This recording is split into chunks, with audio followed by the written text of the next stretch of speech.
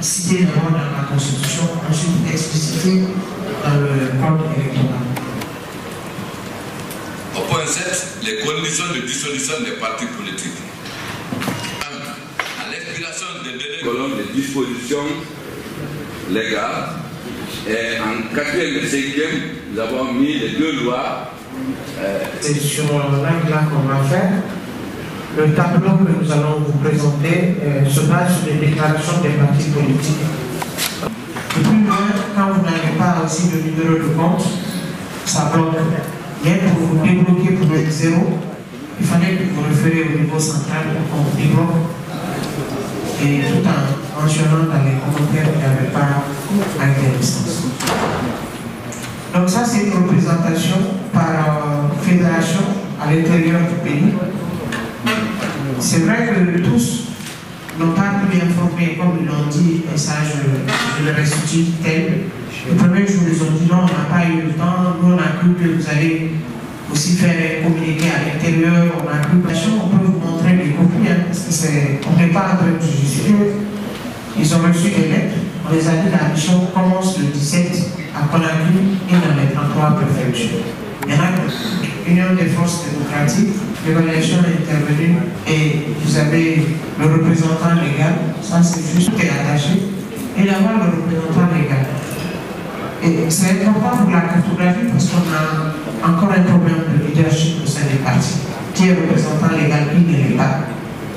Mais si on s'en tient au statut règlement intérieur, c'est que la procédure est définie dans leur propre loi. Ça, c'est une couverture de l'étendue des représentations politiques sur le territoire national. Donc sur les 122, il y a au moins 558 représentations. Ça veut dire que chaque parti politique a plusieurs représentations, 1 ou 2 dans chaque préfecture. Donc ça va améliorer la cartographie plus tard. Comme je l'ai dit, ce n'est pas une chasse aux sorcières. Il ne faut pas que les gens pensent que c'est un premier travail. Je dis que ça aurait pu être ça depuis 1980. Les partis politiques, soit 31, soit 122, ont au moins 5 implantations politiques ou plus. Ça veut dire que ça commence par 5, ça veut dire qu'ils sont présents en 5 préfectures. 58 qui étaient dans la salle avec nous. Je viens que vous étiez avec nous le premier jour, n'est-ce pas? C'est clair et net dans les statuts de l'UFDG, quand il reste un membre fondateur de l'UFDG et un premier. Ils ne peuvent pas effacer ils sont partis. Son parti aussi était là, existe, il a été évalué.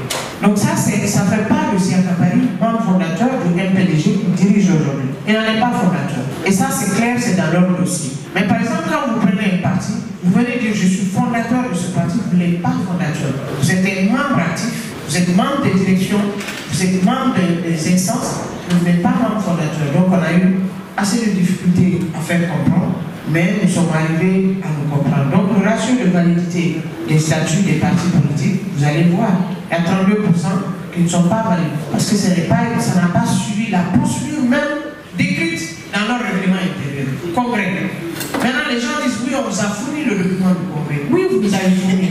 Mais sauf qu'à l'intérieur du document du congrès, vous avez dit que votre congrès est constitué 1. Du bureau politique national, 2. Du bureau exécutif, 3. Du comité central, 4.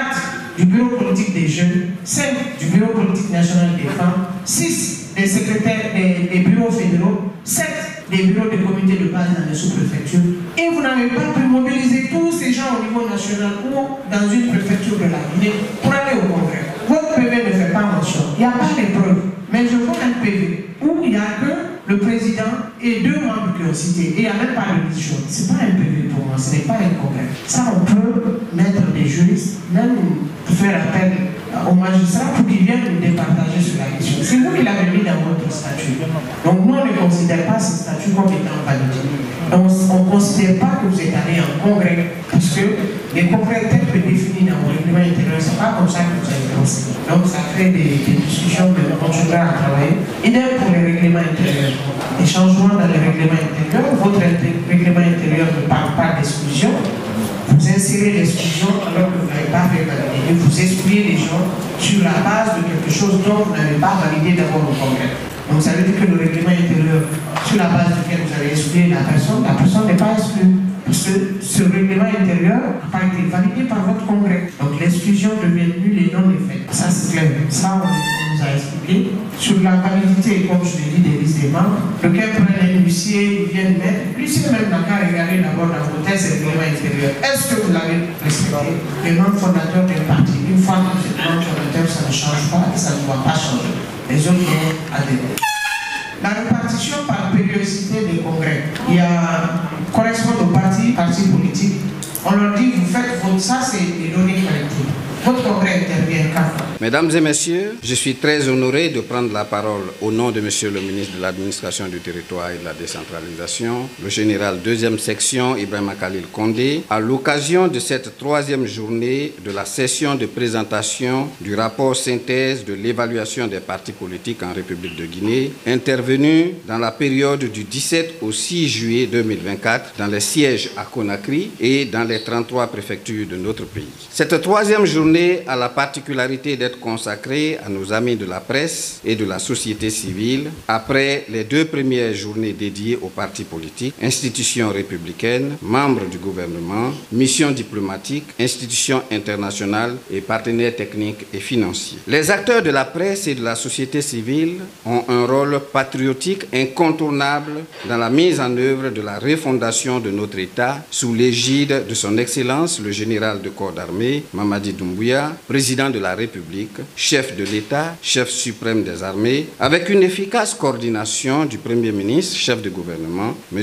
Amadou Ouriba. Mesdames et messieurs, distingués invités, l'objectif de la refondation prônée par le CNRD est d'offrir aux Guinéens un espace démocratique fiable, des institutions fortes et durables, gage de la consolidation d'un État de droit. Les partis politiques se trouvent au cœur de ce processus car leur rôle permettant aux citoyens de défendre leurs idées, de participer activement à la vie politique est crucial pour la consolidation de cet État démocratique tourné vers son développement. Mesdames et messieurs, distingués invités, lorsque nous parlons de processus politique dans notre chère Guinée, le premier pays né dans les yeux, à travers l'expression populaire de nos dévanciers au référendum de 1958, chacun de nous doit se sentir concerné par le respect des lois qui encadrent nos activités, notamment le fonctionnement des partis politiques, encadré par la loi organique L091-02 CTRN du 23 décembre 1991, portant charte des partis politiques, ainsi que la loi L007-2007 AN portant subvention publique des partis politiques, qui fixe les règles à suivre pour assurer la transparence et la bonne gouvernance au sein des partis politiques.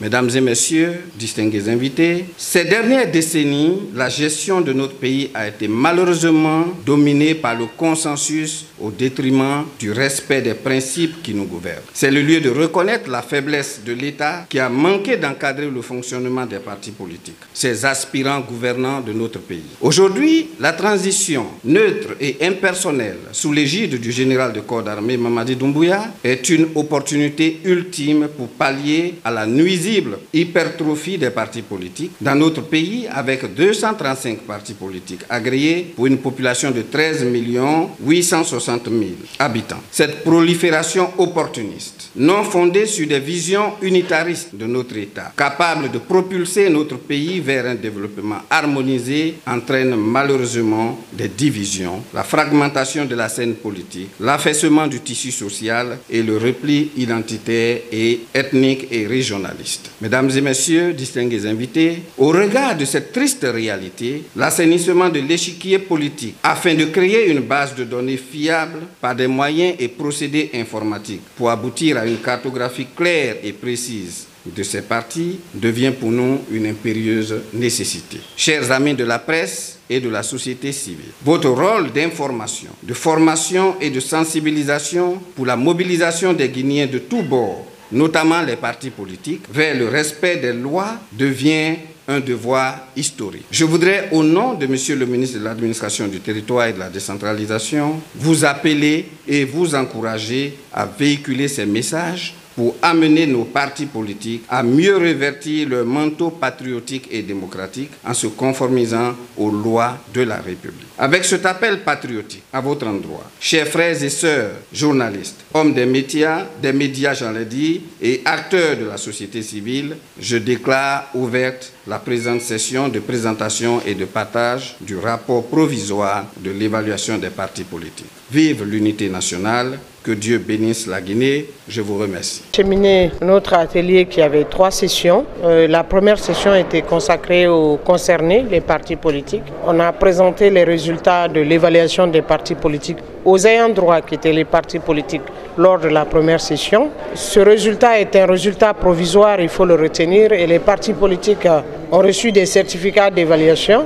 Ils ont fait des observations sur ces certificats d'évaluation, donc tous ont signé. Beaucoup l'ont signé avec des réserves parce qu'ils n'ont pas compris un peu notre méthode d'analyse. Donc nous avons décidé de les inviter au bureau. Pendant 2 semaines encore, on va être dans l'explication, dans les vérifications des documents, dans l'analyse des différentes situations pour compléter le rapport provisoire pour que nous puissions au plus tard produire le rapport définitif de l'évaluation des partis politiques.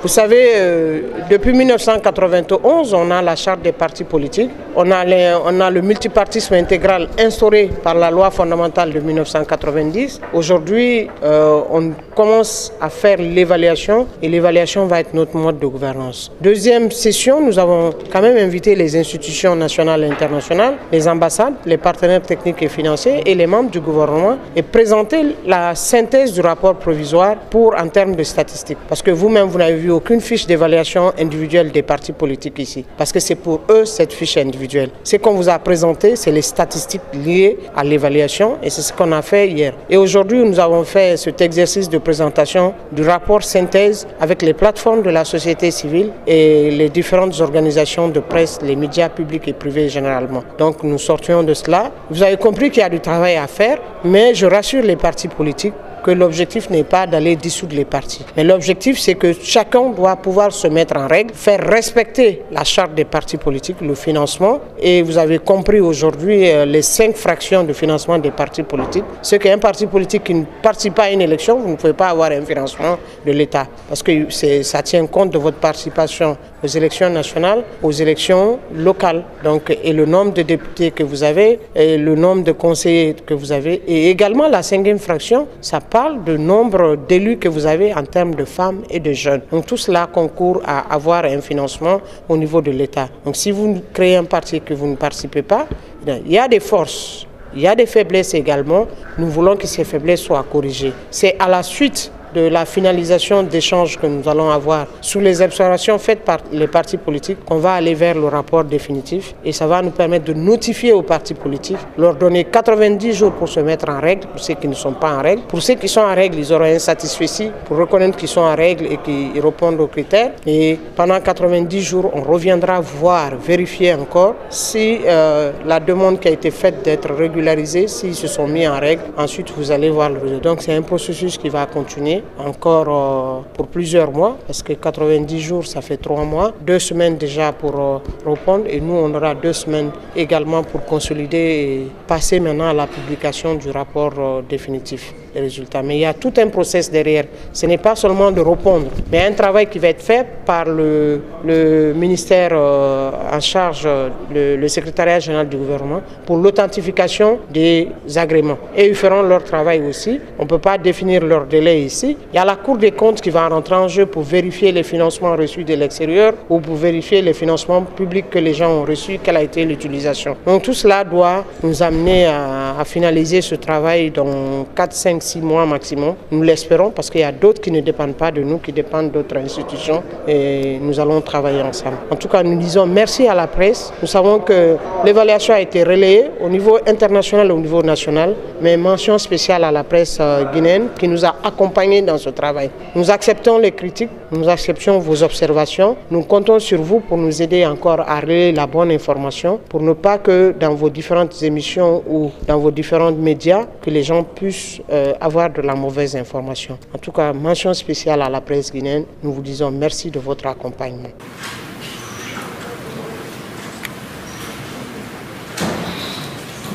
Cité d'abord dans la Constitution, ensuite expliciter